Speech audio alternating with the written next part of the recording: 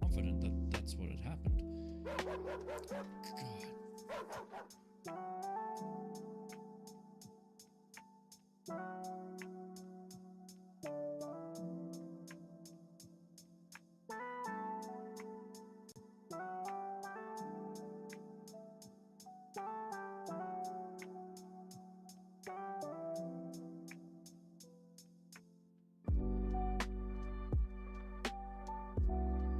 Confident that that's what had happened. God.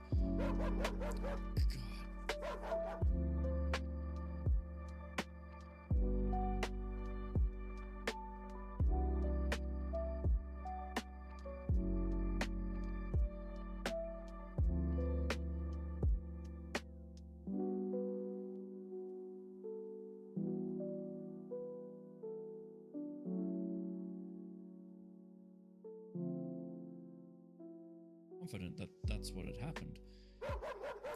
God.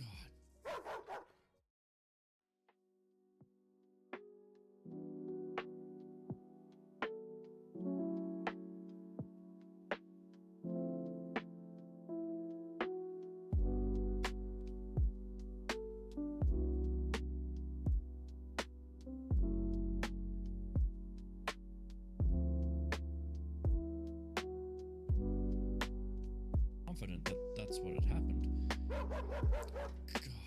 God.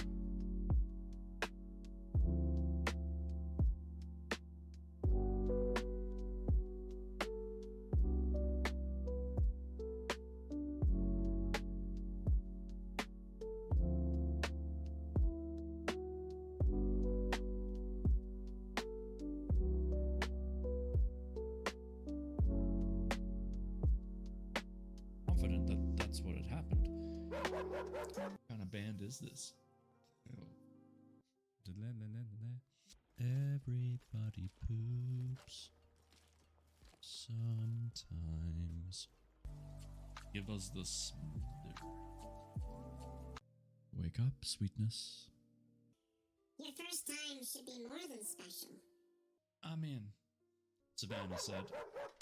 Good Lord, Gemma. When a man and a woman, in this case, really, really love each other, what happens is they fuck. Ooh, hello?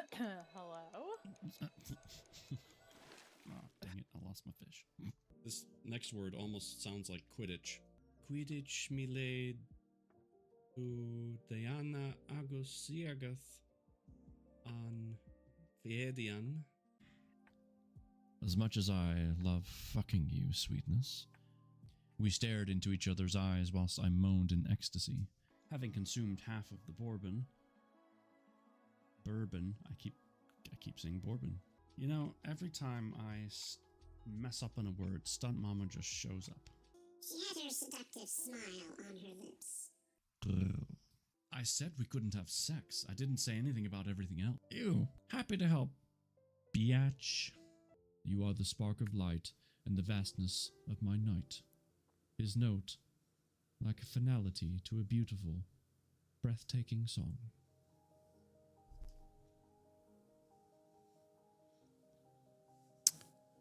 Well, hello. It's good to see you all. How's it going? Good evening. Hi. Welcome to Sunday. Sunday evening, at least. Hope everyone's doing well. Gray, congratulations on getting first place. You deserve it. You are first place in my heart. The Funky Fantasy Man, the author himself of our fantastic book that we are enjoying right now. He is here in chat, folks. the man, not a myth, but a legend. And Mal's here. Hi, Mal. How the heck are you? You didn't come in barking this time. Or sheep scaring, sorry. That's interesting. And Mal, did you change your name in Discord? Did you? Because I don't see you. I'm trying to type my appreciations as I see people come in from the hype mine. You left?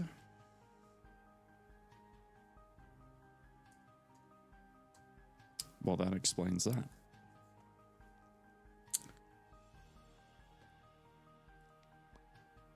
Okay. We'll talk later. No worries. I was just about to say you don't have to tell me why, but if you want to, you can. My DM is open, as you know that, so you can message me anytime. I hope things are okay, but I guess we'll see. Either way, I'm glad you're here. I'm glad you're all here. Oh, and here's the puzzle. BTW. Nope. Go away. Here is the puzzle. Check this out. Isn't that a cool castle? True castle style, surrounded by water. Either because it was flooded or I don't know. I'll shoot you a DM later. Are you reading in Stunt's Discord tonight? No. I read in Stunt's Discord on Thursdays. That's when our group comes together to read Iron Flame. So, Thursday nights. But I'm glad you asked. Thank you for asking. Haircut? I did get a haircut. See, it's all short and shiny.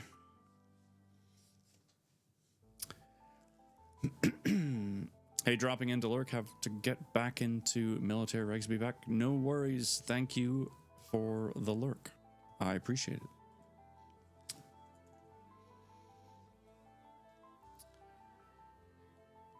Reach out later tonight if you're free. Yeah, that's fine. I will see it when I can see it, and I'll reply when I can reply, which should be tonight, but, you know, just in case. Don't think I'm ignoring you, because I'm definitely not. Okay. And Mad Locust is here. Hi, Mad Locust. It's great to see you. I hope you are well. I hope you've all had a wonderful weekend so far. My kiddo went back to school for his first day on Friday. Yes. We're very sad about it.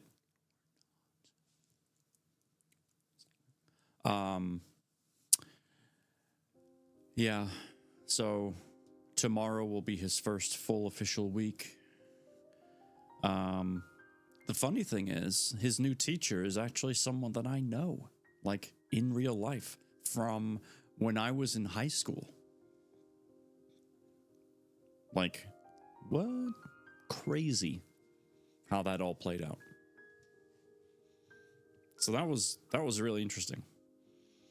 We volunteered to be at the school a few nights ago to help give out back-to-school kits. People can, parents can pre-order kits that have all of the supplies that their student's going to need for the classroom, and then we show up to help hand them out. And while handing them out, that's also when you get to meet your teacher, see your classroom. It's like an ice cream social kind of thing. And I had the dad, my old friend from high school, or high school days. We didn't go to the same high school.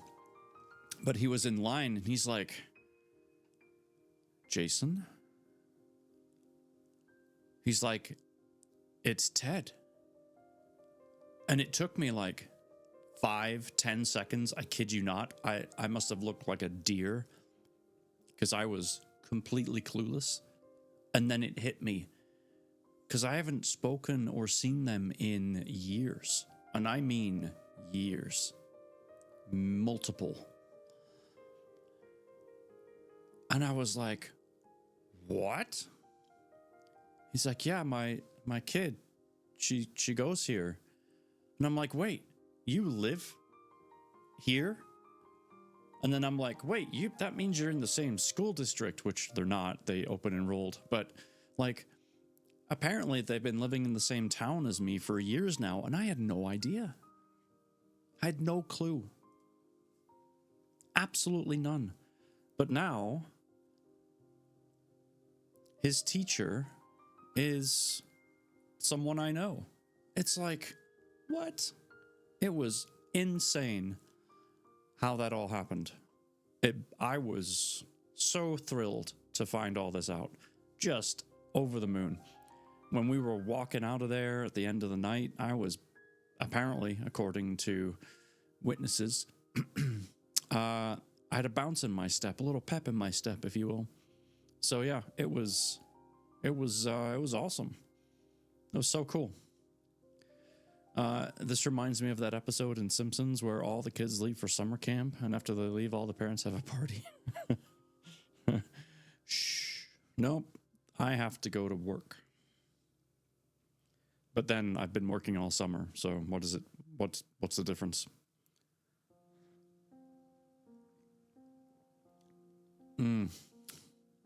Just that first sip of tea, you know what I mean? Oh, it just hits right.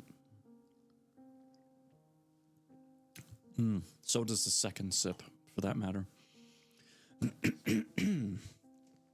But anyway, absolutely insane turn of events, as you can imagine. I mean, what are the odds? What are the odds that she would be an elementary school teacher, would end up at the same elementary school we are at, and then also to teach the same grade and have my kid in her class?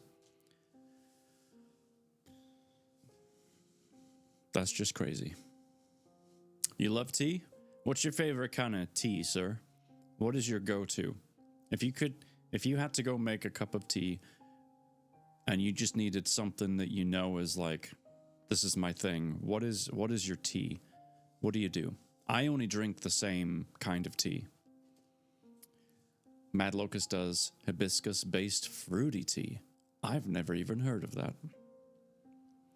I've never had a fruity flavored tea before. I feel like I wouldn't like it. I'm not against trying it. Let me just point that out.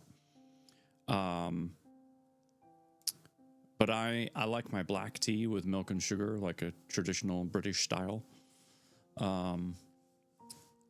I would try it one time, but I wouldn't want someone to make a whole bunch for me, because if I didn't like it, I would feel bad because I would have wasted it. Funky Fantasy Man says black tea with lemon and honey. Okay. So your traditional black tea with the caffeine, but then you're sprinkling in the sweetness of the honey and the zing of the lemon. Interesting.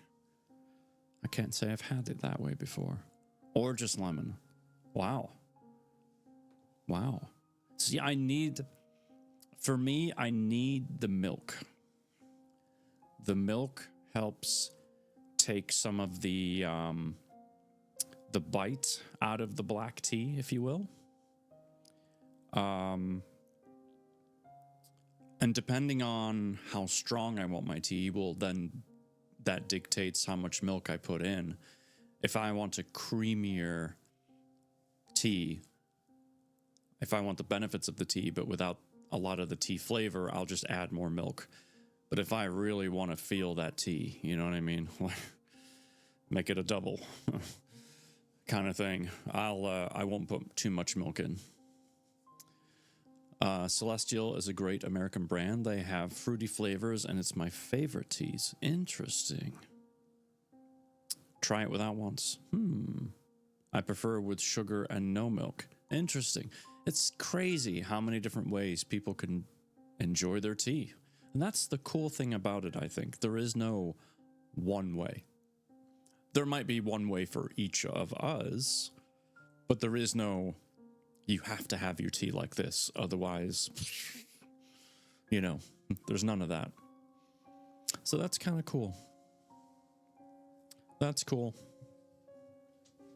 Oh, in other news, I ordered a new desk.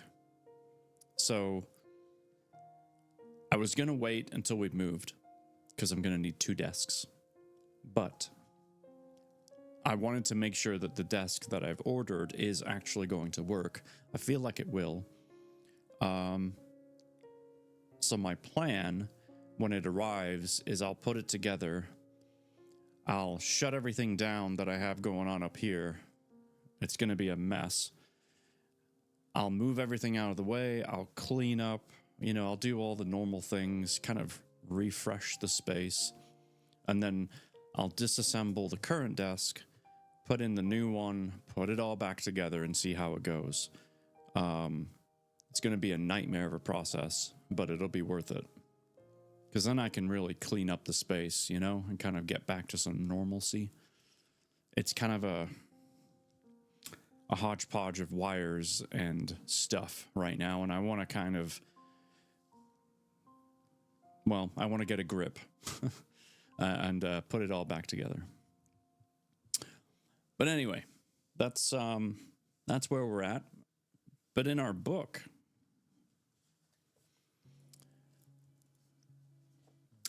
is a whole different story.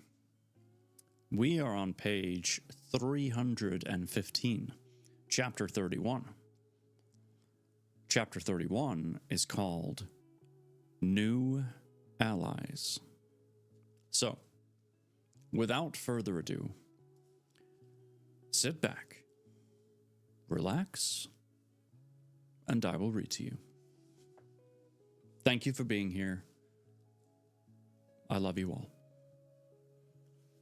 I'm getting ready to go through and clean the language up. I'm going to start marketing as Clean Fantasy. Nice. I hope that works out. That should be great. Also going to start a new Christian post-apocalyptic fantasy. Huh. All right. Sounds interesting. I hope that works out.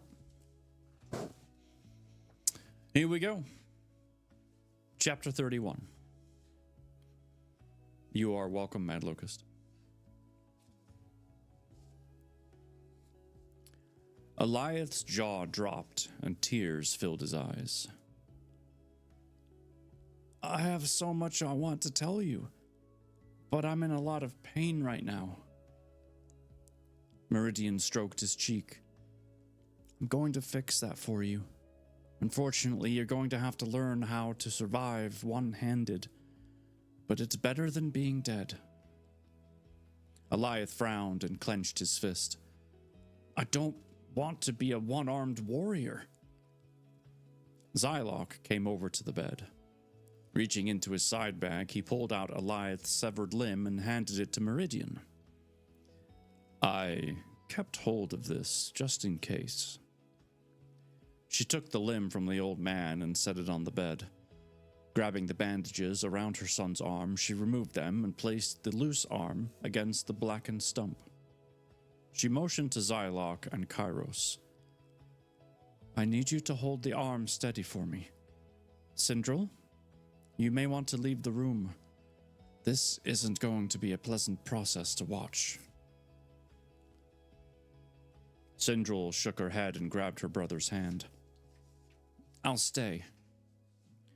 Meridian nodded and looked at her son. This is going to hurt. I'm sorry. Okay, you'd think with all that magic, they'd be like, sprinkle, sprinkle, sprinkle, pain gone. But I guess you can't have everything in life. Her hands ignited white and she clamped down on his arm. Frost poured out and surrounded the flesh. It sizzled and crackled as the ice moved its course, surrounding the entire arm. Oh God, that would hurt. Eliath gritted his teeth as he flinched from the pain. When his mother phased her hands into his arm, he released a piercing scream. Sindral squeezed his hand tightly. He looked at her and attempted a smile. "I'm fine. Just a bit of pain. Nothing I can't handle." Sindral smirked. "You still suck at lying." Zylok kept a firm grip on the boy's arm. "How much longer?" Meridian moved her hand slowly as she attached another pair of nerves. "Done." Phasing her hands out, she wiped some of the sweat from her brow and smiled. "That wasn't so bad now, was it?" Eliath sat up in bed and studied his arm. A solid black line traced his elbow from where it had been severed. "It's going to leave a scar." "Yeah, but a cool scar." Smiling at his mother, he leaned forward and gave her a hug. "Thank you for healing me.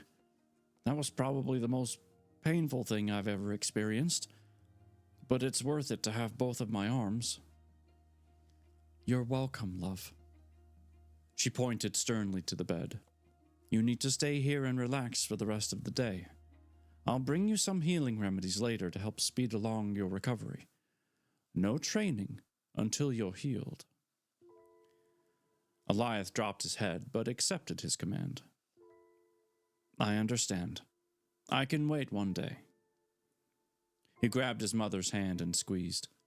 "Where is Zalron?" "How? Stop Mama's mama. Hello.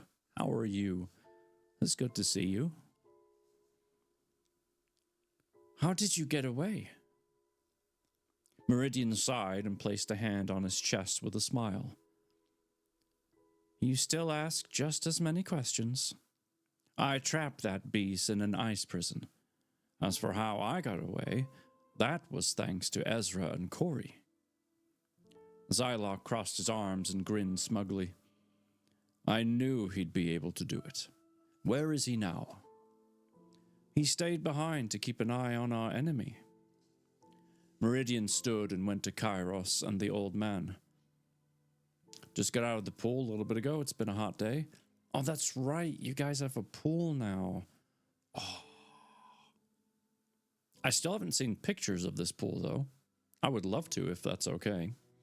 I'm glad you could use it, especially on a hot day. That's awesome. "We need to prepare for war. Let's call our allies here and begin training.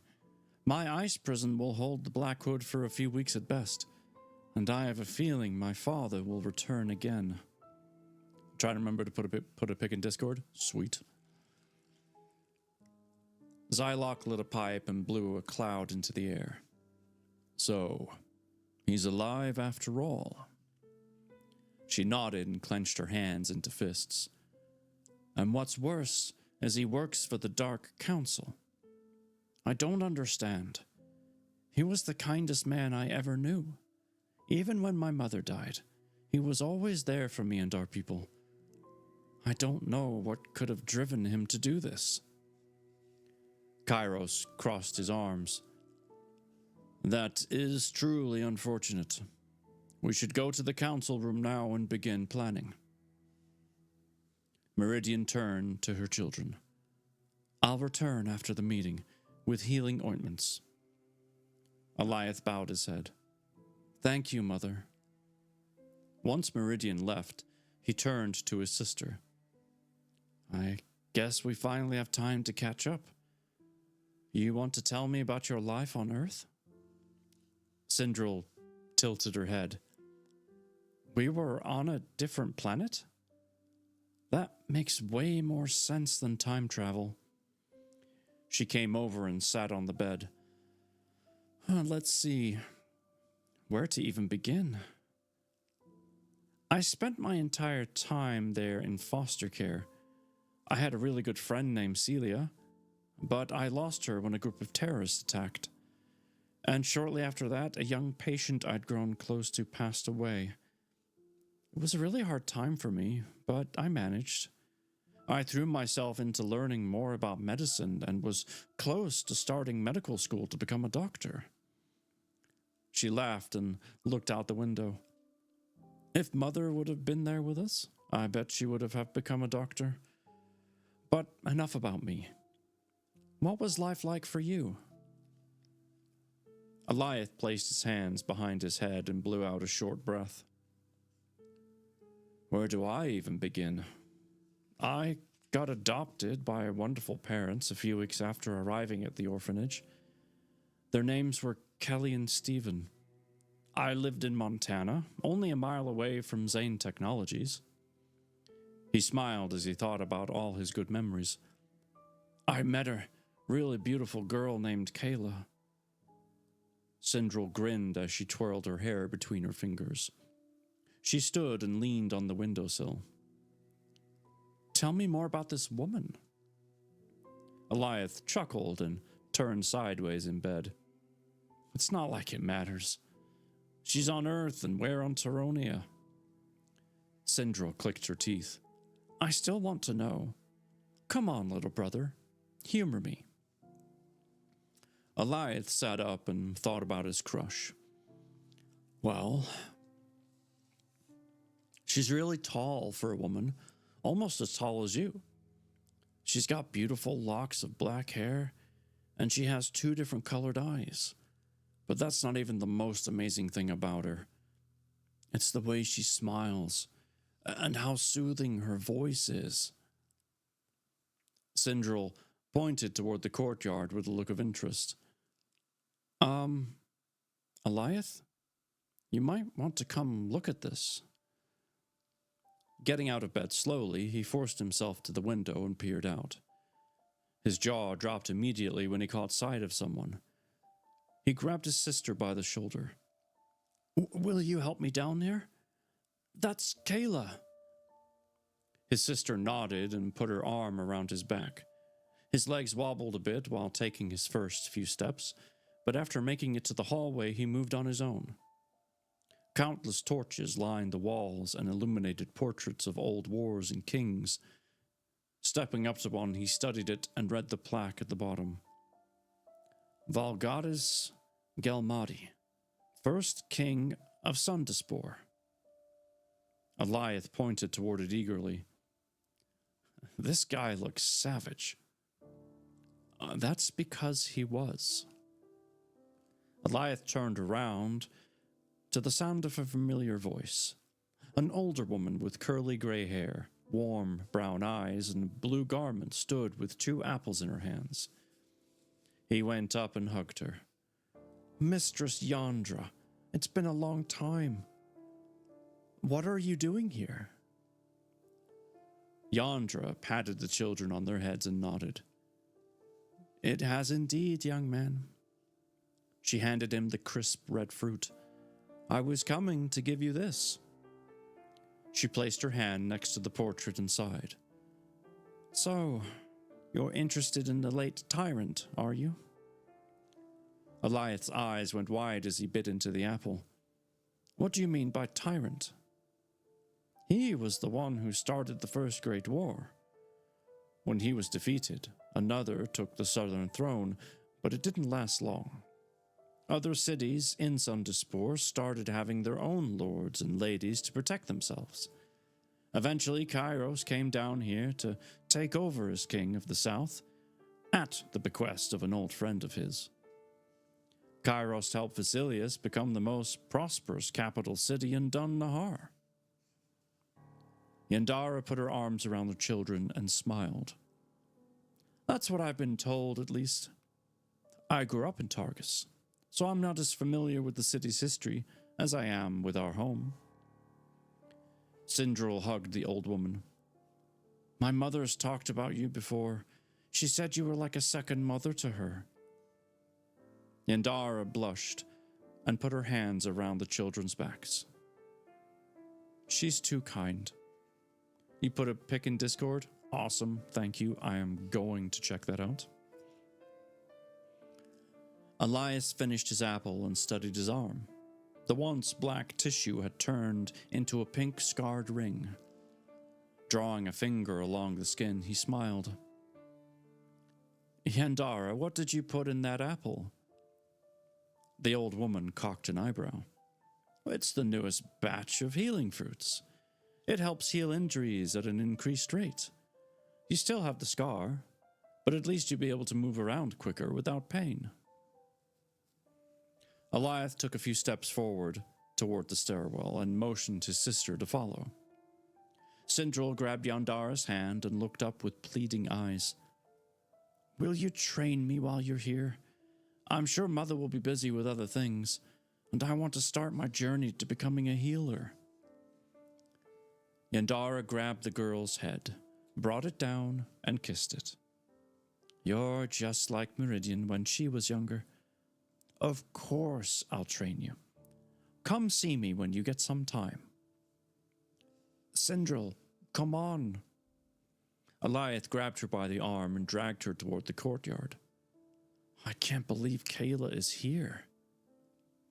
There were 1,000 things he wanted to tell her, and once arriving next to the fountain statue, his heart beat quicker.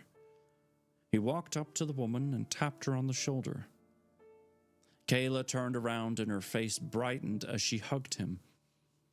Adam, what are you doing here? This place is beautiful and exotic. Reminds me a bit of Florida. Sorry. That gave me a chuckle. Eliath grabbed her hands and leaned back and forth on his feet. I should mention a couple of things. First, my name isn't Adam. It's Eliath Zane, and you're on Teronia, my home planet. Kayla's face went pale, and she backed up a couple of paces. Wait, you're an alien? I was abducted by aliens? She looked side to side as if trying to run away. Eliath waved his hand back and forth. No, we aren't aliens. We are normal humans. I swear, we aren't like little green men. Eliath, I'm kidding. Kayla laughed and nudged his shoulder. Sindral came forward and held out her hand as she eyed her brother. I like you already. My name is Sindral. I'm this lunatic's sister. Eliath scoffed as he eyed his sister. I'm not a lunatic.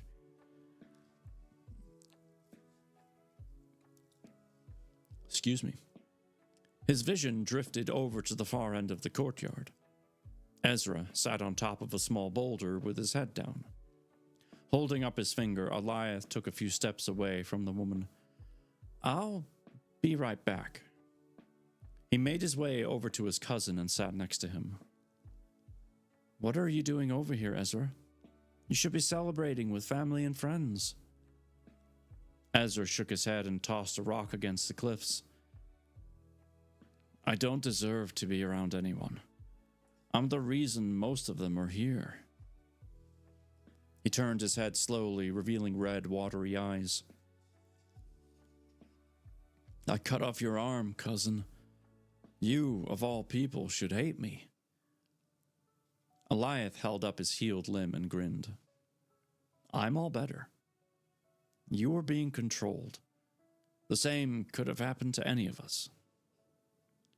Ezra massaged his forearms vigorously. I understand you're trying to make me feel better, and I'm glad you forgive me. He let out a deep sigh. But I don't forgive myself. What I did to everyone, especially you and Sindral, was horrible. It's going to take me a while to move on. Eliath put a hand on the man's shoulder and squeezed. I get it. In the meantime, though, come with me. I've got someone I'd like to introduce you to. Ezra bit his lip as he stood. Very well. I'll come meet your friend. After that, I'm going down to the ocean. I always think better down there.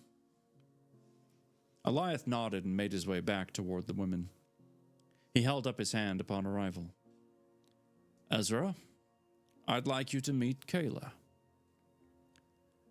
A sliver of a smile formed on Ezra's face. We've already met. Excuse me. We've already met. But under the wrong circumstances. He extended a friendly hand. It's nice to meet you properly. You know, while not being controlled by an evil warlock. Kayla shook his hand. Nice to meet the real you. You have a beautiful planet. I still can't wrap my mind around everything. All the fantasy and science fiction movies I watched growing up weren't that far off. The ocean, it calls me. Everyone joined together in laughter. Eliath rubbed his hands together excitedly and motioned toward the castle. Who wants to go grab some food with me? Kayla joined him. I'll come. I'm eager to see all there is in this city. Eliath stared at his cousin and sister. Will you two come too? Ezra started shaking his head, but Sindril put an arm around his back and pushed him forward. Excuse me. You can brood later. Let's go eat. We have a lot to talk about. Eliath chuckled silently and led them all toward the dining hall. And now there's a break in the story, which means I'm gonna take some of this caffeine.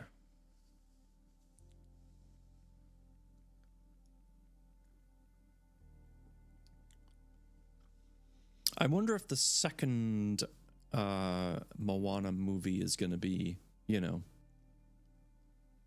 as good as or better than the first. It's pretty hard to make a second movie do that. Oh my gosh. G for P, you're starting a new book tonight? What's that? Dictionary?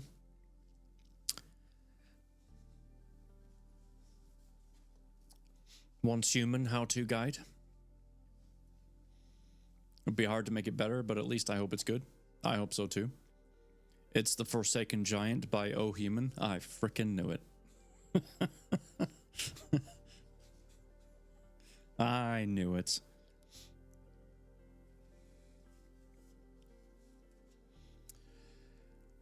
Ah, so funny. Folks, Gaming for Platinums is the leader of this platinum squad that you're seeing spinning around on my screen here. He has a chin strap beard. He's a decent guy. Most of the time. No, he's a cool dude, and we have a good time together. We've been playing a lot of Once Human. And yes, we kicked the Leah Lab in the butt.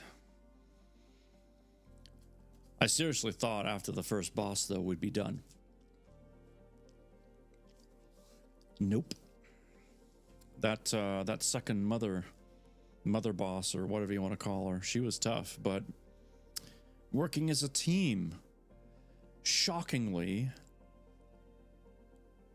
makes things easier. Who knew? Hey, Dry, what's happening? Wasting your points? That's a good idea. Sometimes the points just have to be wasted.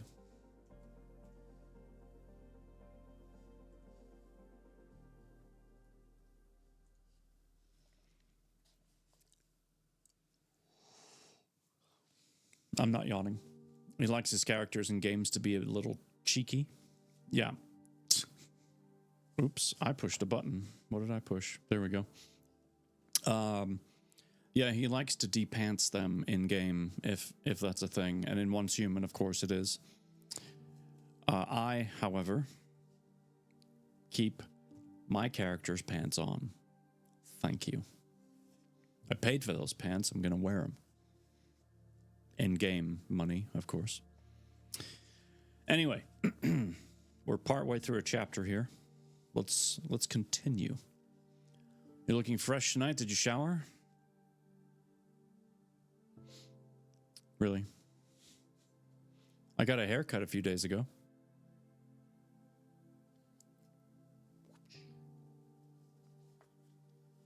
That could be it. Fancy haircut. Oh, cracking my neck.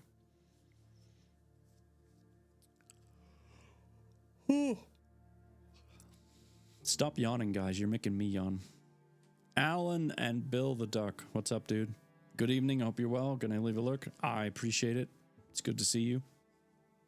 Hope your readings have been going well lately. Let's see. We're almost at the top of page 322. There was a little break in the story. Let's get back into it.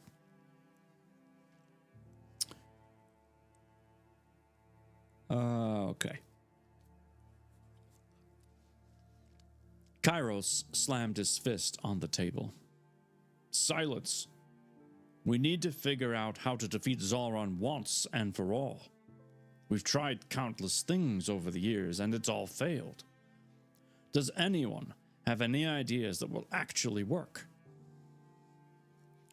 Reading's been fine. Was on vacation for over a week. Oh, that's awesome. Gonna start a new book tomorrow. Gotta figure that out. Fantastic. Well, I hope vacation was nice. And I hope the new book goes swimmingly. I hope it's a page turner. King Charlie Whitehall set his goblet down and wiped the ale from his mustache. I can head back to Balgathar and bring back my army. That should help some. Arthur Baylock looked across the table at Captain Smith. Now the yawns won't stop. He gestured toward the man with a knowing smile. Between the two of us, we could train up any able-bodied warriors who are willing to fight. He scratched his stubble and took a sip of wine. Charlie, do you think Lord Zorin would do us the pleasure of joining us? Charlie shook his head and folded his arms. No. Unfortunately, he's training with his master, Brandon Lorwell, in Valheta. Meridian folded her hands. That's even better. Barden is one of the 4 warlocks of the land. They are the strongest magic wielders in Dun Nahar. Couldn't both of them join us? Zylock lit his pipe and took a few drags. No, my dear. The 4 warlocks keep to themselves. Merrick and I tried getting Pyrrhus to join us years ago, and he declined. I don't think Barden will be any different. However, I think I know someone who can help us. He blew out a cloud of smoke and pointed to a location on the table map. George leaned in closer. Why Titalis? Isn't that place impossible to get to? Zylock smiled and cleared his throat. Impossible? No. It is hard, though. My friend Belgazar lives there. He's a master craftsman and a powerful wizard. He also protects the largest reserve of energy crystals in Dun Nahar. His eyebrows raised as he released another cloud of smoke. You see, ever since the last time I fought Zalron, I haven't been able to forget about that purple crystal he wears. I think it might have something to do with how he stayed alive all these years. But I don't know for sure, which is why I need to go. I'll take Eliath and Ezra with me and get them trained up. By the time we get back, we will have a way to defeat that beast for good. Kairos stoked his chin for a moment. Very well then. Zylock will go with the boys to Titalis. Charlie will head to Balgathar and get his forces. And I will head over to Ocean City and see if I can get Darnell Morwood's help. He turned his gaze on Meridian. Can you keep watch over Vasilius while I'm gone? Yes. Meridian stood and put her arms around Eva. I'll work with my daughter and the rest of the healers to make sure everything is ready by the time you all return. Kairos crossed his arms and smiled. Wonderful. Everyone, make sure to eat well today and get a good night's rest. Tomorrow, we begin our missions. As everyone made their way out of the meeting room, Kairos motioned to Zylok and Meridian. I have something I need to share with you. He walked over to the doors and closed them. Turning around, his body exuded bright golden light. This is my new power. It's called Blazing Sun. Holding out his hand, a ball of light grew larger and floated to the ceiling. The foundation of the room grew cracks as the floor shook. Zylok wiped a bead of sweat from his forehead. My lord, how did you get this gift? Why didn't you use this against Zolron? Kairos snapped his fingers and the energy disappeared. He poured himself a glass of wine and downed the contents. I did use it against him. I nearly won, too. Unfortunately, he had control over my son and a death curse on Meridian, so I couldn't risk it. After Ezra disappeared all those years ago, and having not heard from any of you, I grew desperate. I cried out to the gods, and they answered my prayer. Elder God Edoth appeared to me and offered me this power under one condition. I had to use it for good and to help others.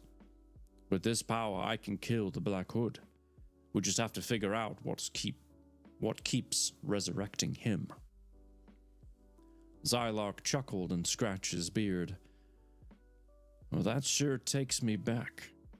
We haven't seen Edoth since our fight against the Dark Elf, Prince Sorame. You, me, Merrick, and my brother Merlin went and helped the kingdom of Caldovia. His eyes turned darker.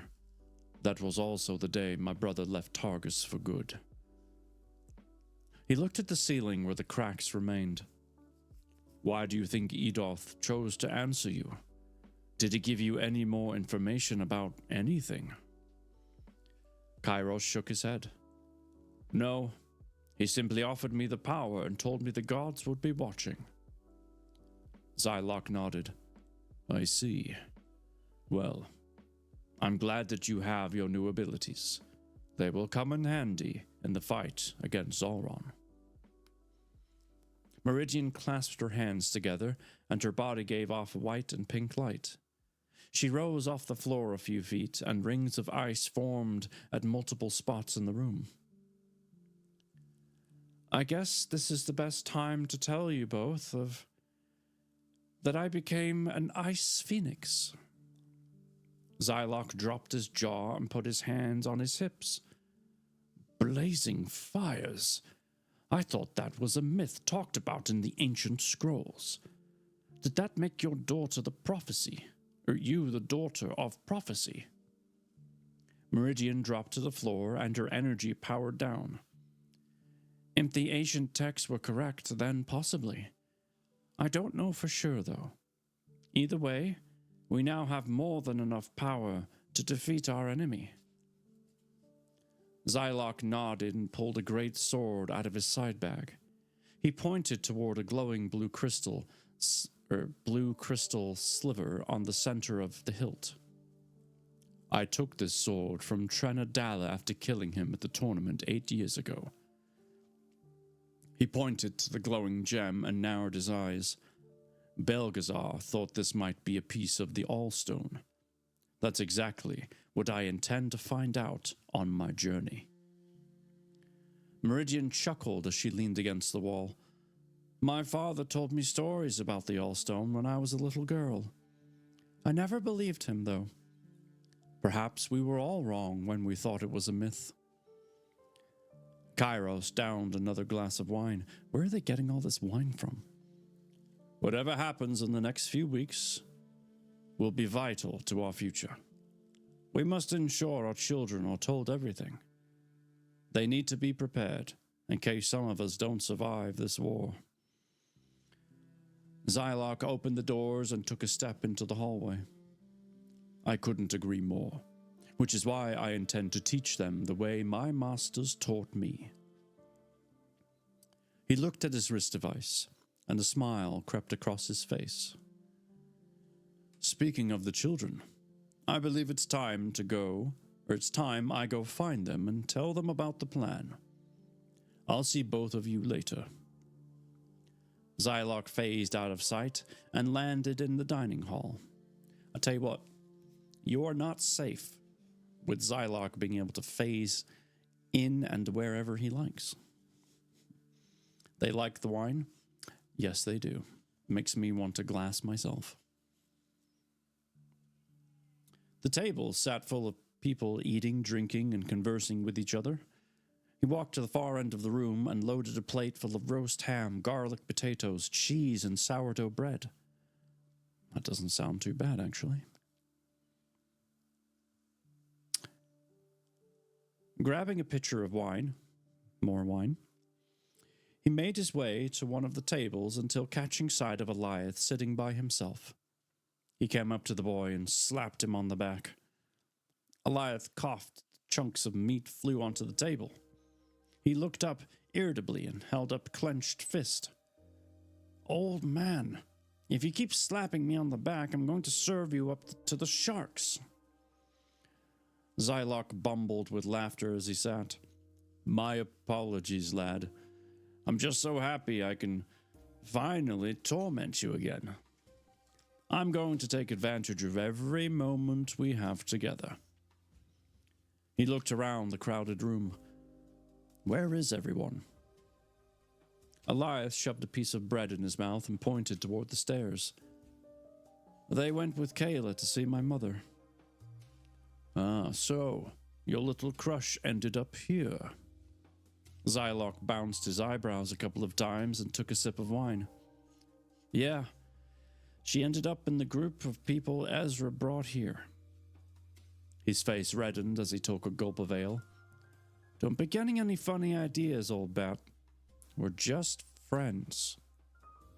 Wine, yes, be right back. Pizza time? No problem. I had pizza for dinner tonight, too.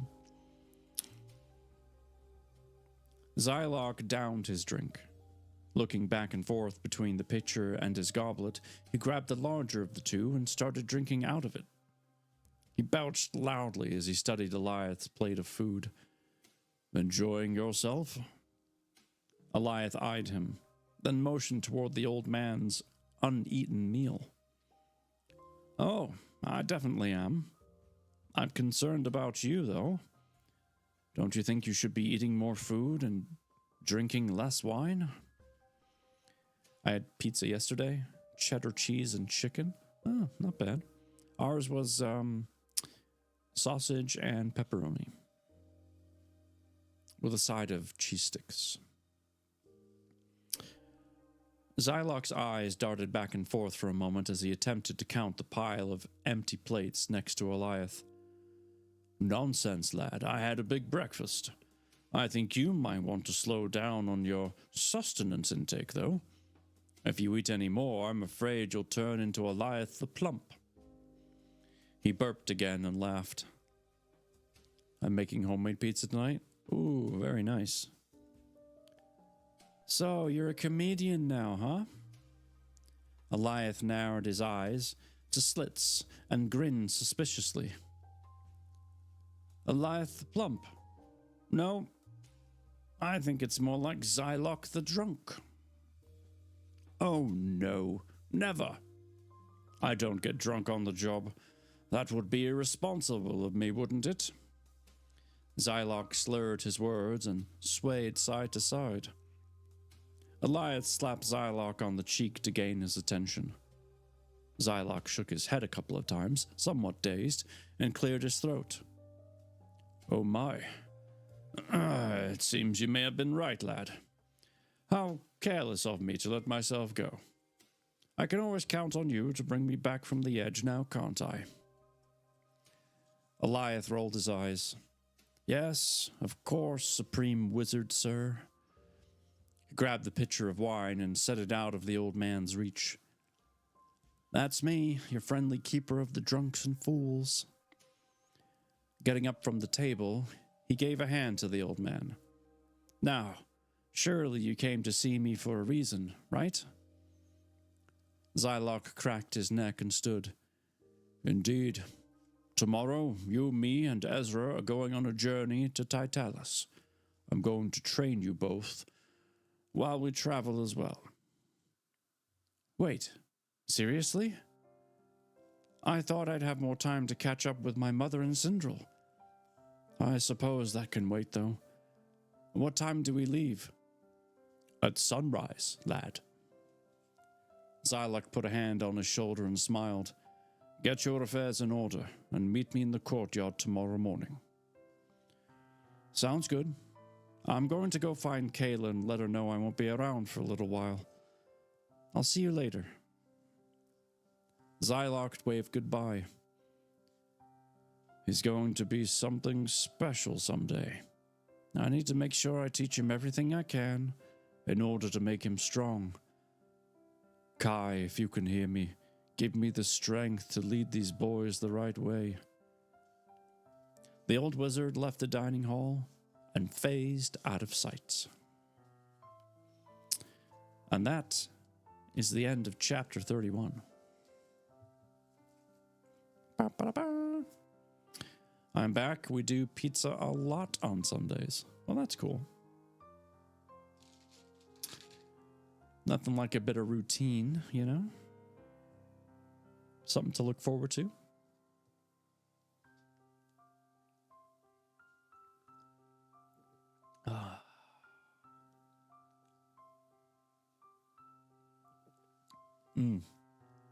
That is delicious. Absolutely delicious.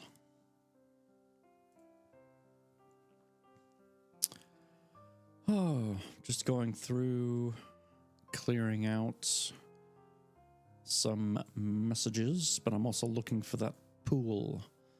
Where's the pool?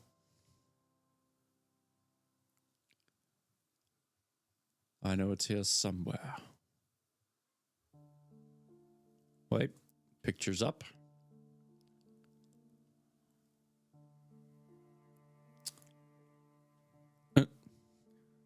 There's a lot of pictures in here I've missed out on. Well, some of them are quite hilarious. Oh, look at that. That's so cool.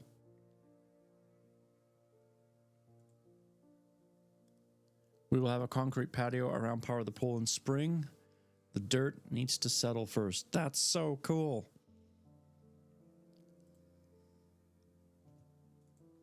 Man. You got the land for it, no doubt. That's awesome. I can see it now. Nice little fence.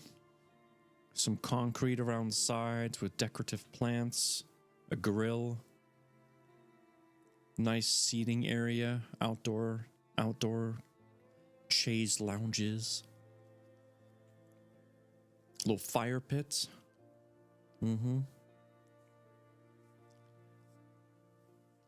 Did you put any heating elements in the pool, or are you just relying on good old Mother Nature to warm it up?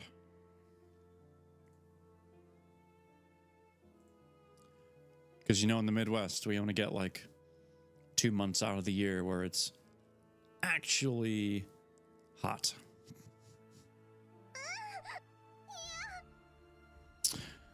That's right. It has a heater. Fantastic. Thank you for that moan. It's basically what I did when I saw the pool.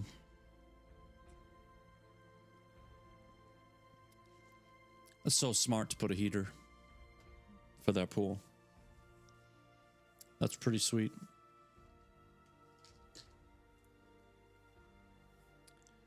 What made you go with that shape?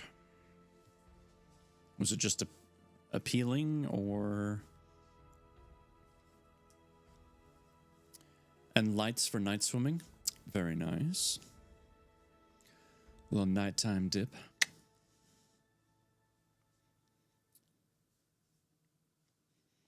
Now all you have to do is hire a pool boy.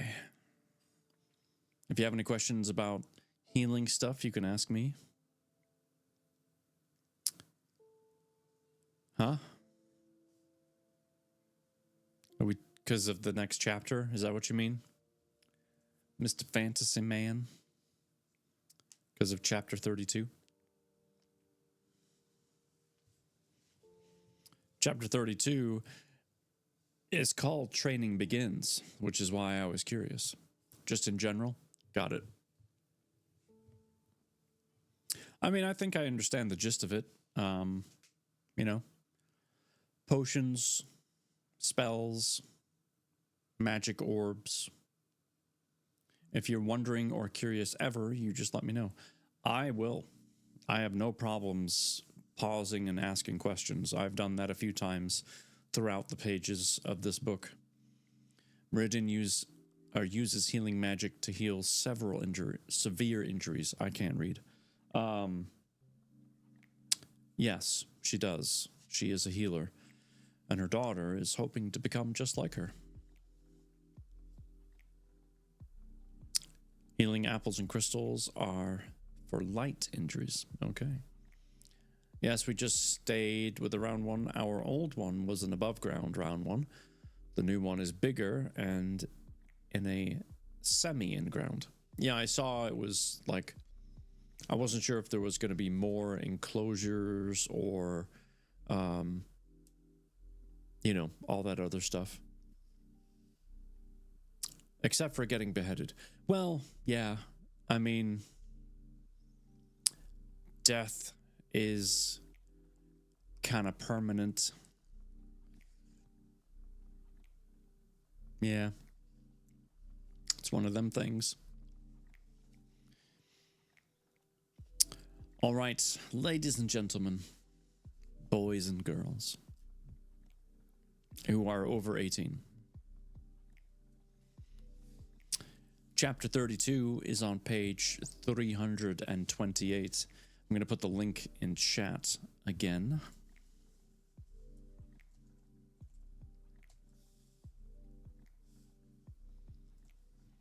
Feel free to give that a click. Check it out. Whoop whoop. Chapter 32. Training begins. Eliath took one final look at his chambers before heading down to the courtyard. I can't believe I'm going to Tytalis and get to start training. I hope this journey brings us victory. Once arriving in the courtyard, he found Zylok and Ezra by the fountain. He rushed up and joined them before noticing a line of familiar faces smiling at him. You all came to see us off. Kayla came forward and wrapped her arms around him. As she pulled back, she grabbed his face and kissed him on the lips. Precious. Eliath's cheeks went red, and his heart thumped loudly.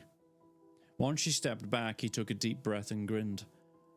What was that for? Not that I'm complaining or anything, I just... Kayla put a finger on his lips and shushed him.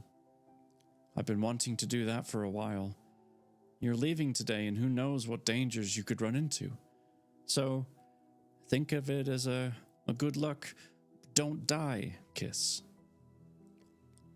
Eliath looked at his cousin and then to Zylok before crossing his arms and letting out a victorious grunt. Huh, well, my lady, I promise that I'll come back safe. And when I get back, I'll take you on a proper date. Deal? Deal. Kayla hugged him again before stepping away. Oh, and just as a heads up, there's an ad that's supposedly going to start here in a minute or less. We'll see if Twitch actually does it, but I just wanted to let you know. Zylok nudged Eliath on the shoulder and stared up at him with a goofy grin. I expect at least 4 children from the both of you. Eliath's face turned red, and he put a hand behind his head and scratched viciously. Merlin's beard, we aren't even dating yet. Calm yourself, old man. Zylok bumbled with uncontrollable laughter and slapped him on the back. She likes you, lad. You'll be married before you know it. Then I'll get to be a godfather. Oh, I've always wanted to be a godfather. Tell me, do you think you'll propose to her soon? May the gods have mercy on us all. Eliath slapped the old man back and grinned. Meridian came next and hugged him tightly. She grabbed his cheeks with both hands and kissed him on the forehead. You'll be safe, Allie. When you return, I'll have a special feast just for you. A single tear fell down her cheek as she stepped away. I love you, Mother. I'll figure out a way to save Father, I promise. Kairos went to Ezra and put a hand on his shoulder. Be well, my son. Listen to everything Zylok teaches you, and please, let go of your guilt. He hugged Ezra and placed a hand around the back of his neck. Your mother would be proud of you. Thank you, Father. Be safe on your travels. I pray the gods bring you good fortune. Ezra walked toward the cave exit. Kairos put a hand on Eliath's shoulder and smiled. Help him, Eliath. You've always had a pure heart, and you may be the only one who can help him see the light. Eliath nodded and shook his uncle's hand. I will. You have my word. Kairos motioned with a wave to a few of his soldiers. Come on, men. We've got a decent journey ahead of us. He turned to everyone else and put a fist over his heart. Good luck to you all. See you in a week. Sindral lunged forward and hugged Eliath and Zylok. Both of you take care of each other and come back in one piece. You hear me? Eliath kissed her on the cheek and gave a thumbs up. You have my word.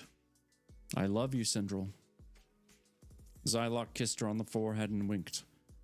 You take care of your mother and everyone else while we're gone. I promise. We'll figure out a way to beat our enemy. He put his arm around Eliath's back and guided him toward the cave exit. Turning his head, Eliath took one last look at the white stone castle and the streets beyond. He waved goodbye as he refocused on the path ahead. Entering the torchlit cave, his mind started racing about the journey. I wonder what the old man is going to teach me. Will I get to learn how to phase? Will I get strong enough to surpass Ezra? Here, lad, take these. Zylok handed the boy his energy gauntlets. You're going to need these for your training. Eliath grabbed the objects and put them on his forearms. He noticed his cousin staring into the distance, so he walked over and put an arm around him. Hey, Zarias. What's up? Welcome to the puzzle. Chin up, man. We get to train with a legendary wizard. Where's your sense of excitement? Excitement? Excitement. Just excitement. Ezra turned his head and forced a smile onto his lips. Right. Can't wait. As they walked out of the cave and into the light, Zylok stopped and reached into his side pack. His lips tightened as he grunted and fussed, but eventually pulled out 2 metal black and silver bracelets. He handed them to Ezra and grinned. Here you are, lad. See how they fit you. English is hard. New word. Yeah. Hi, Mitchell.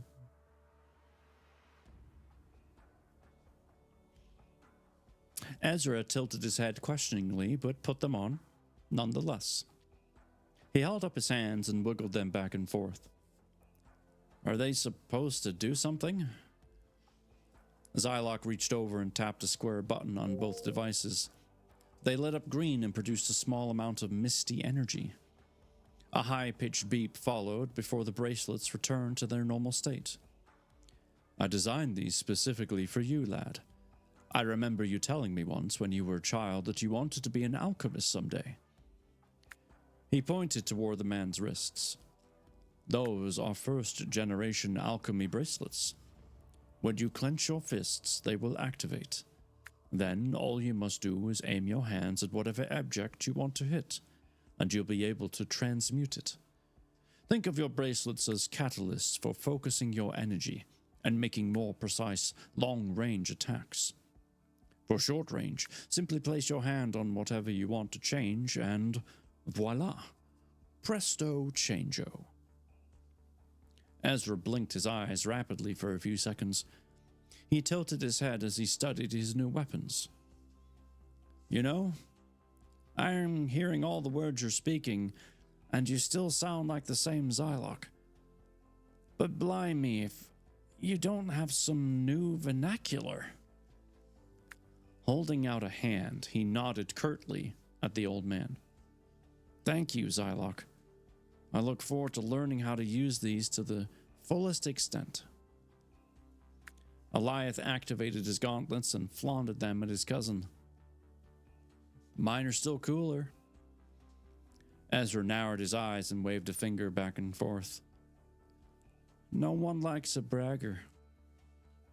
Zylok led the way. Come on, boys. We've got a long journey ahead of us today. We need to make it before nightfall in order to get training in. Why don't they just phase? He did that to get them to a different planet. Why can't they just go wherever they need to go? As they approached the forest, a booming voice sounded off. No, he didn't. I thought he used his wrist device. That was his wrist device and a spell. Does he not have his wrist device on him? I thought he did. That's not for phasing. Oh. So I guess it wouldn't have the same effect. Okay. Well, that makes sense. Voice. Right. As they approached the forest, a booming voice sounded off. I heard you were taking off. I figured it would be rude of me not to say goodbye. Zylok turned his head and his jaw dropped. Tears streamed from his eyes as he rushed forward. Daryl, how was this possible? I thought you were dead. The giant innkeeper hugged his friend before stepping back and smiling. I was dead. I remember entering the bright light and then I woke up again. But I had no control over my mind. My body still feels strange, honestly. Zylok scratched his beard and grabbed his friend's shoulders. I'm glad you're alive. I spent so many years feeling guilty for your death. I promise we will get justice for you and everyone else.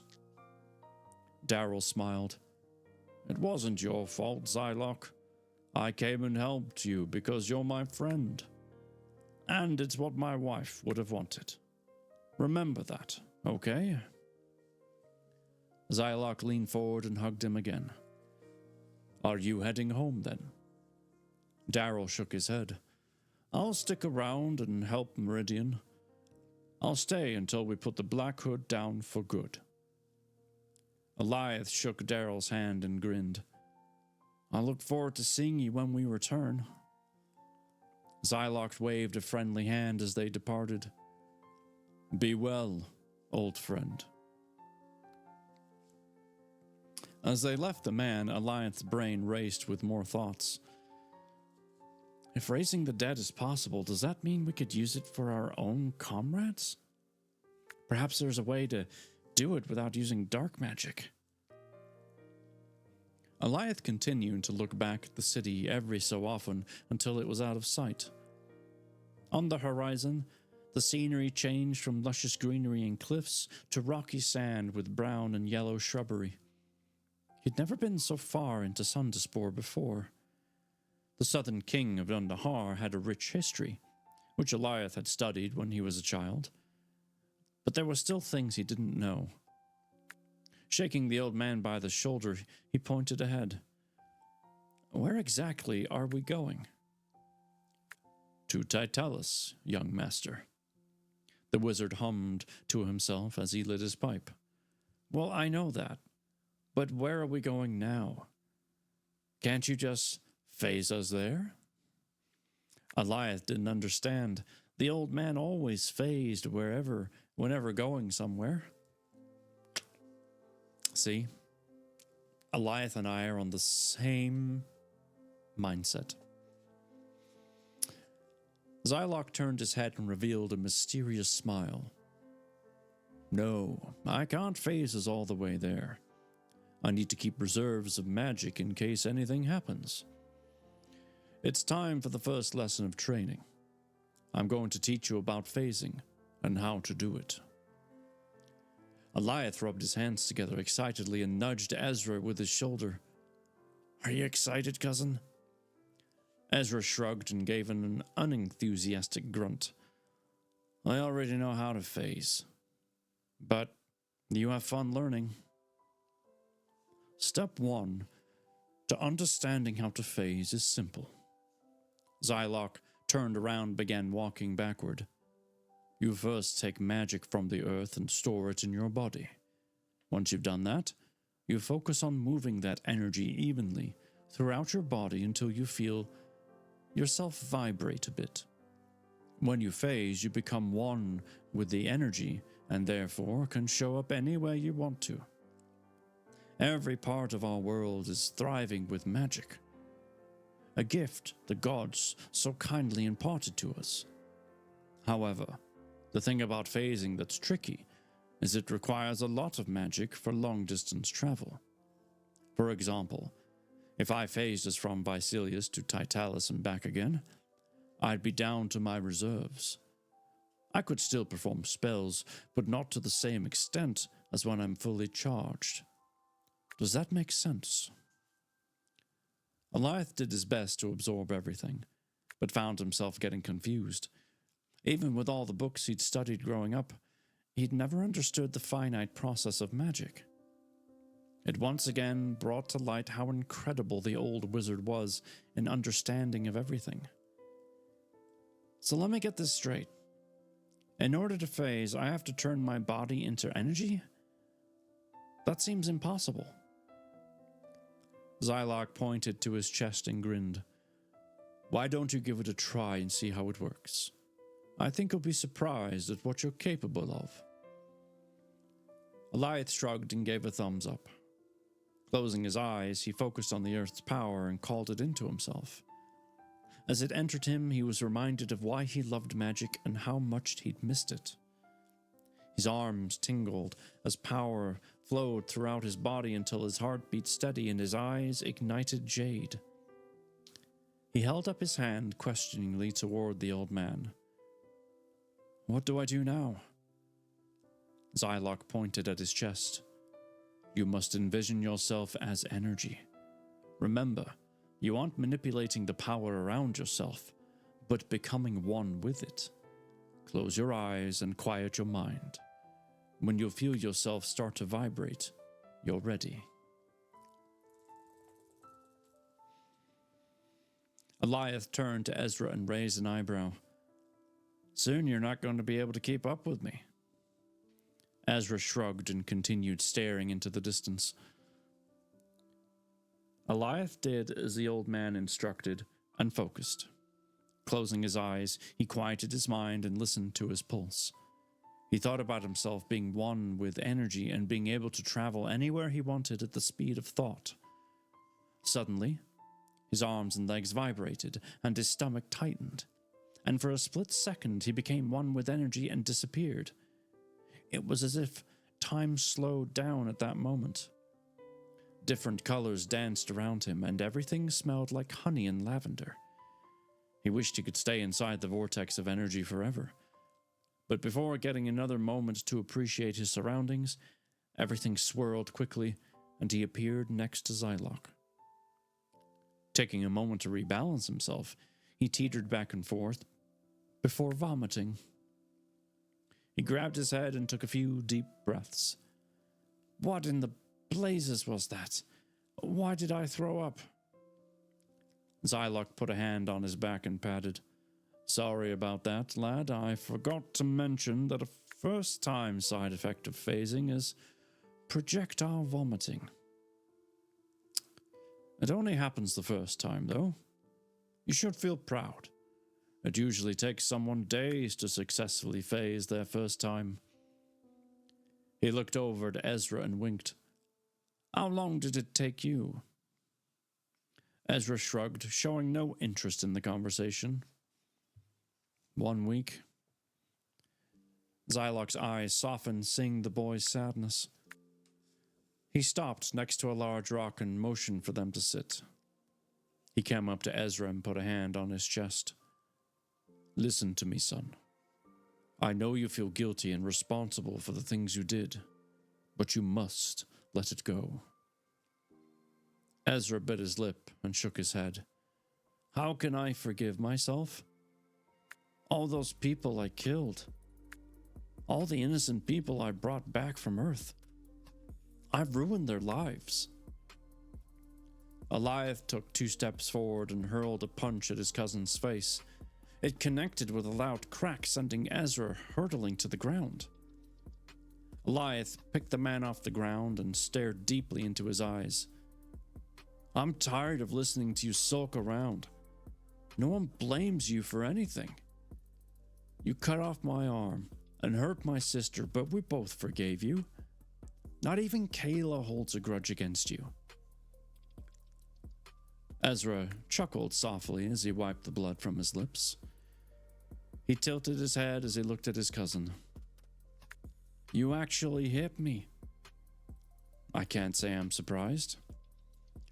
Getting to his feet, he cracked his neck and put a hand on Alioth's shoulder. Thank you. I've never been good with words, nor forgiveness, especially when it comes to myself.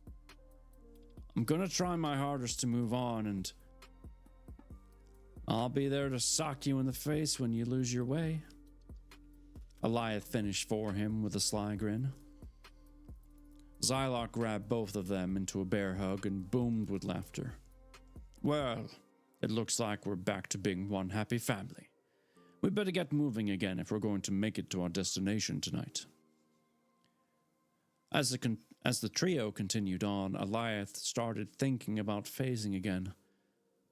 So, old man, how do you phase long distance and end up exactly where you want to?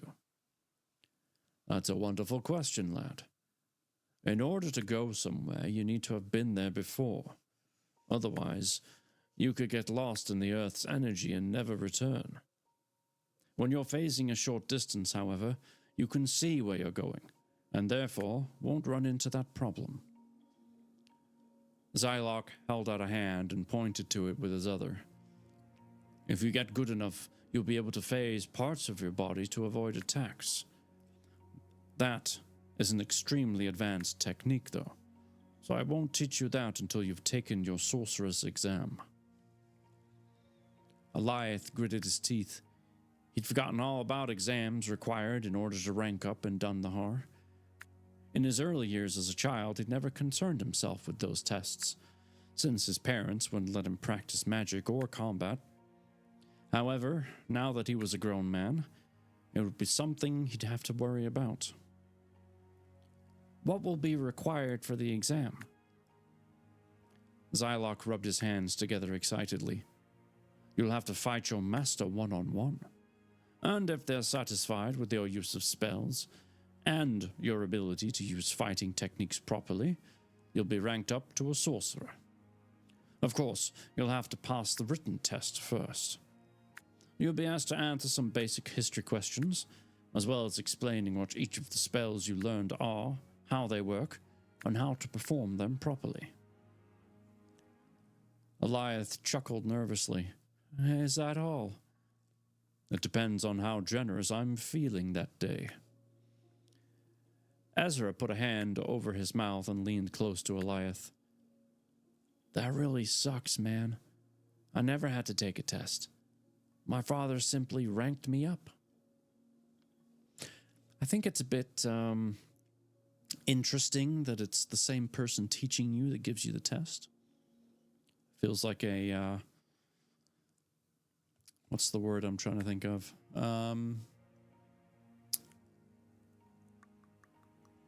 Gosh darn it. The words have slipped my brain. Well, for that exact reason, because Ezra just kind of ranked up anyway. Gosh darn it, what is it called? Conflict of interest. Thank you. Words. Just wasn't coming to me. Zylock appeared behind them in the blink of an eye and leaned his face between them. The surrounding light faded and the wizard voice became deeper. I heard that. Looks like you'll have to do another exam, young acolyte. You have to have a good teacher like Zylock who's actually tough? Yeah. Ezra jumped forward a foot and held up his hands. Blazing fires, old man. You nearly gave me a heart attack. Eliath stood with his arms crossed, snickering as he pointed at the scared man. You get used to it.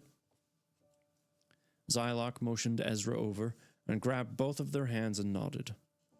Well, I think we've done enough walking. Time to speed things up a bit. Zylock phased them away. A few seconds later, they stood before a small town. Eliath studied the area and came across a large rock that said, Welcome to Baytown. A pleasant, salty aroma filled the air, as well as a hint of chocolate. Chocolate. A red, beaten-down road crossed east to west. Horses pulling wagons and carts full of gold, silver, and other minerals trotted by. Their masters called out commands as they went. As Eliath walked, a loud ping, ping, ping echoed through the town. He looked side to side, attempting to find where the mystery sound was coming from, but couldn't find it. That was until they made it to the stone building at the end of the road. Inside, a blazing furnace burned, shooting off sparks as a bulky, shirtless man slammed a hammer upon a rapier. Zylock strolled up to the man and raised his voice. Oi, Sam. It's been a long time, lad. Right? Wine and chocolate, speaking my language? I know, seriously. Sam halted his work. Looking up, he blew a piece of black hair out of his eyes, came over to the old man, leaned in close, and took a few sniffs. Well, well, if it isn't Zylock Grey.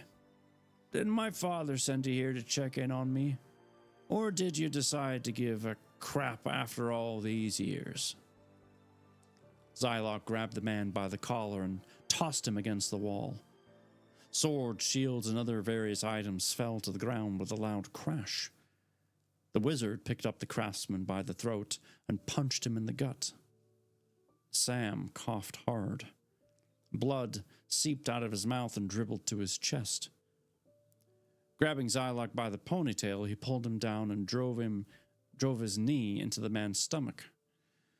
The wizard grunted as he stumbled backward a bit, but regained his balance and came in for another strike.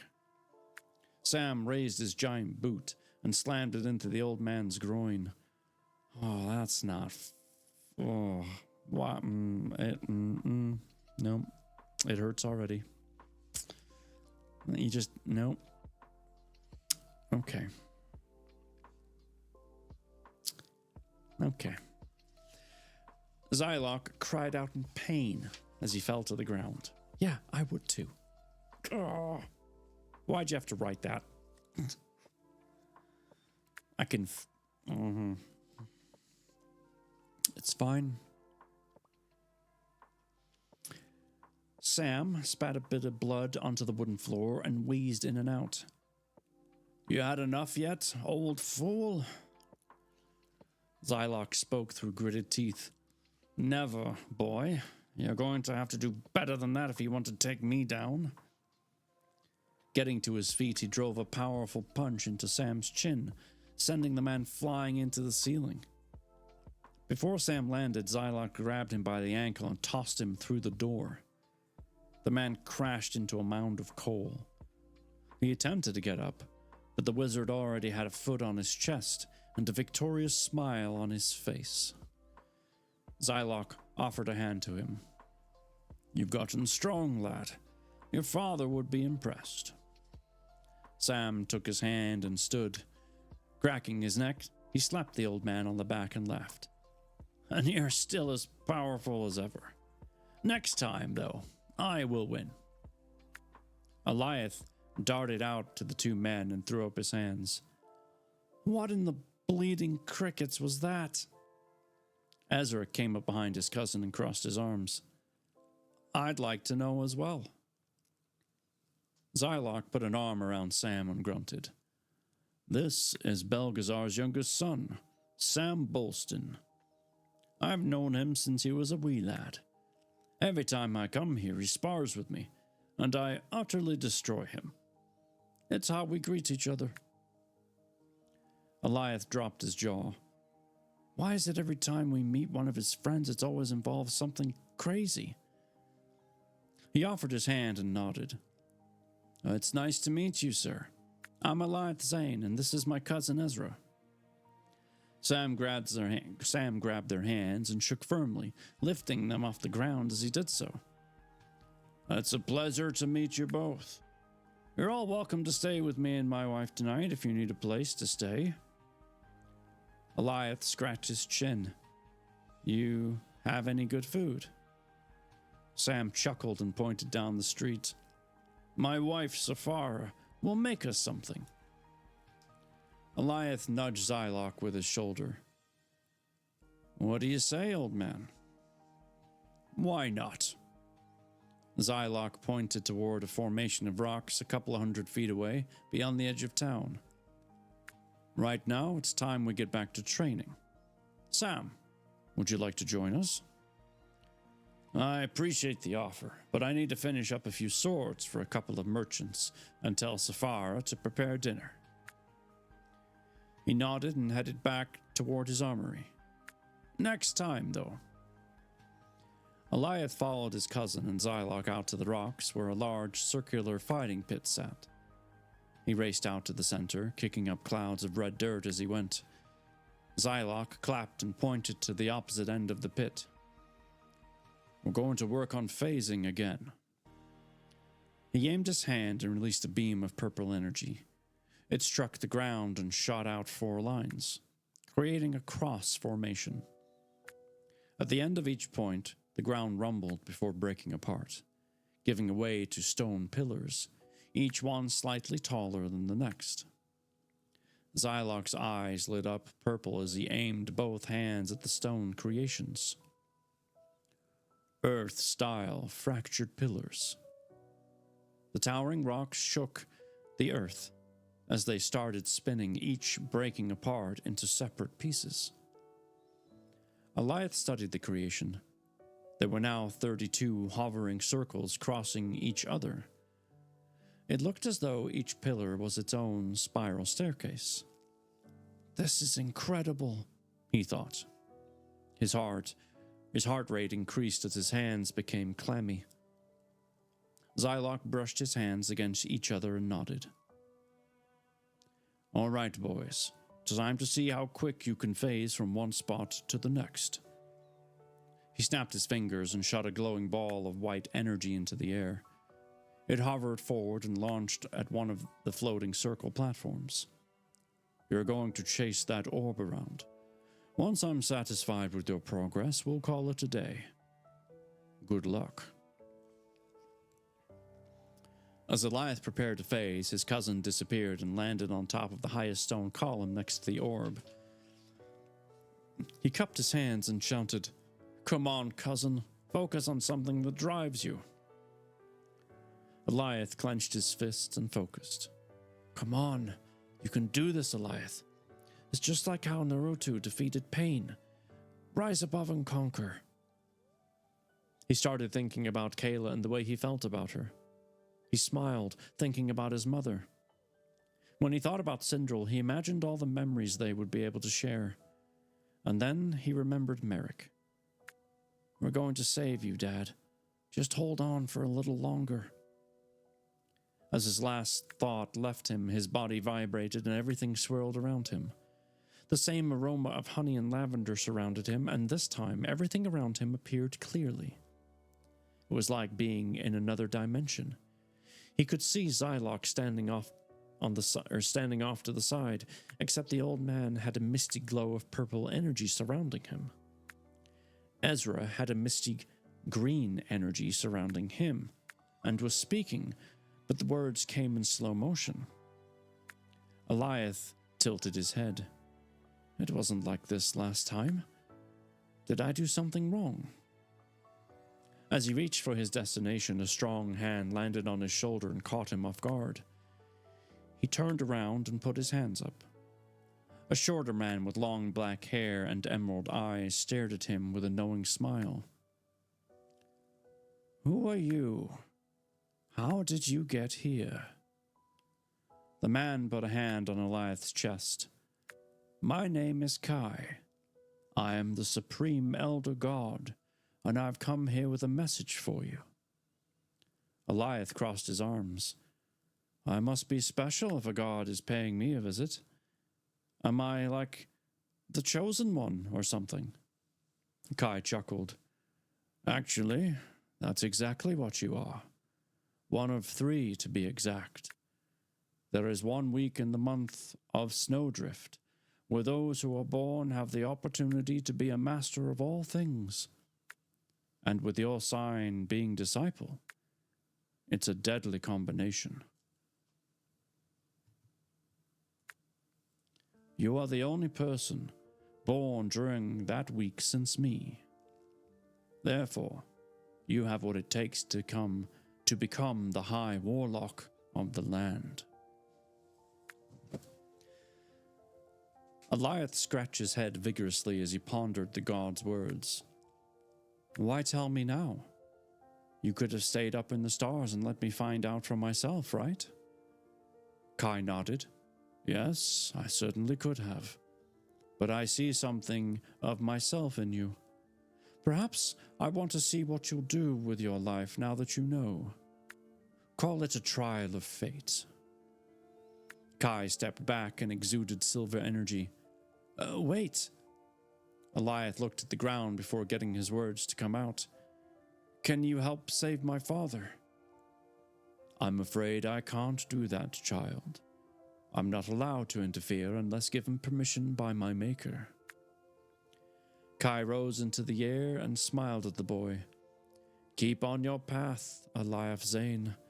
Your true power will reveal itself when the time is right.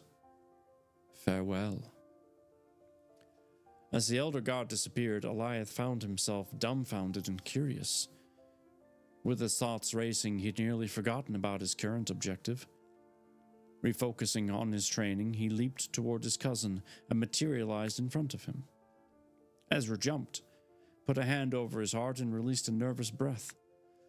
"Oh, Eliath, thank God. We were worried you'd gotten lost in Earth's energy." Eliath sensed the old man's presence behind him, so he turned around and gave a nervous chuckle. "What's the big deal? I couldn't have been gone for more than a few seconds." Zylock shook his head. "You were gone for 5 minutes, lad. What happened in there?" Eliath shifted on his feet, put his hands behind his back and interlocked them and sighed. "Everything was going great. But then some guy named Kai appeared and told me I'm basically the chosen one." Zylock's frown turned into an excited grin.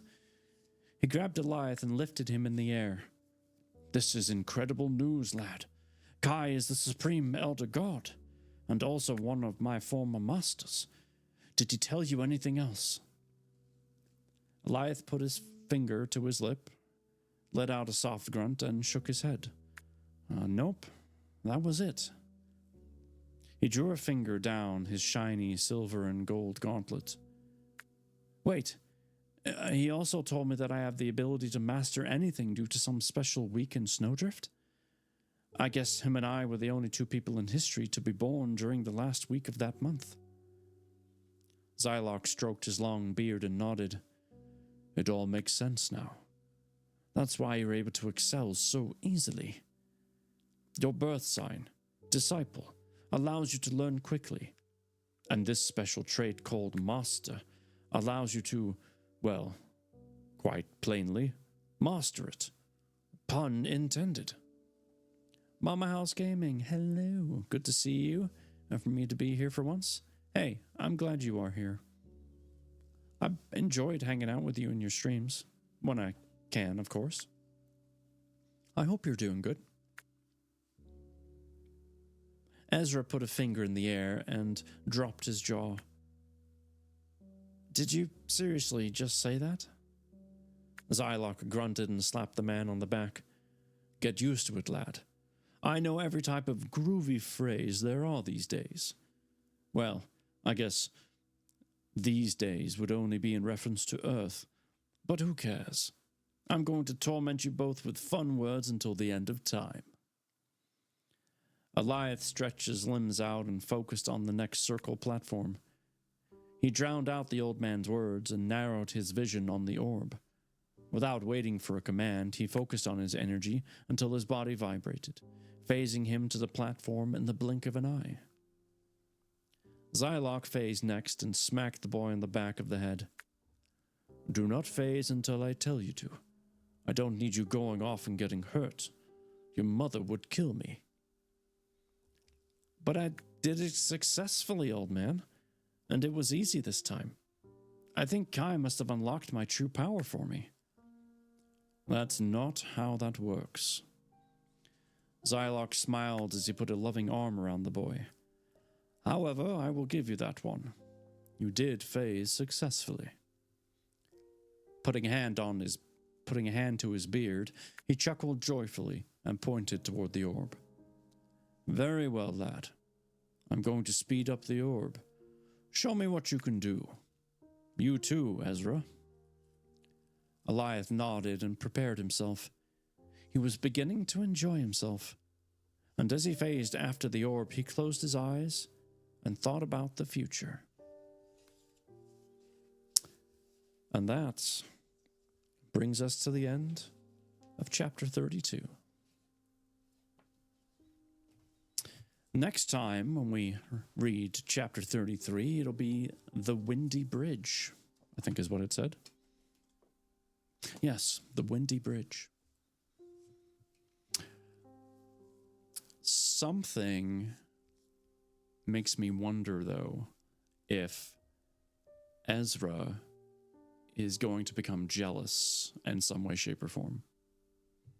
I imagine maybe not, because of all the guilt that he's trying to stave off of himself. But I do wonder, will he feel guilty?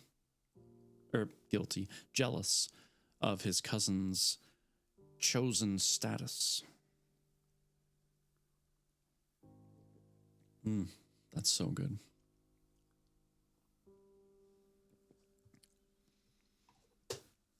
All right, well, ladies and gentlemen, I could answer that for you. No. We will find out as we get into the story some more. But I'll let you wonder. Good. I can't believe, what page are we on now? 344? We only have about 150-ish pages left. It's crazy. I'm enjoying the slower pace of reading this story. I don't like rushing it. Not that it was essentially, rushing, doing twice a week. But I like taking our time with it because it's really kind of slowing down the thought process a little bit. It's good. I like it. That being said, though, now we need to go find someone to raid. We need to go say hello to a friend. So, Who do we have online that we can go say hello to? You know what? I've been raided by this person a few times. We never get the opportunity to raid them back. But she happens to be on right now. She's not reading like she normally would be. She's playing a game, which she does do every so often. So grab yourself the raid message, if you don't mind. And we'll go say hi to our friend Moog.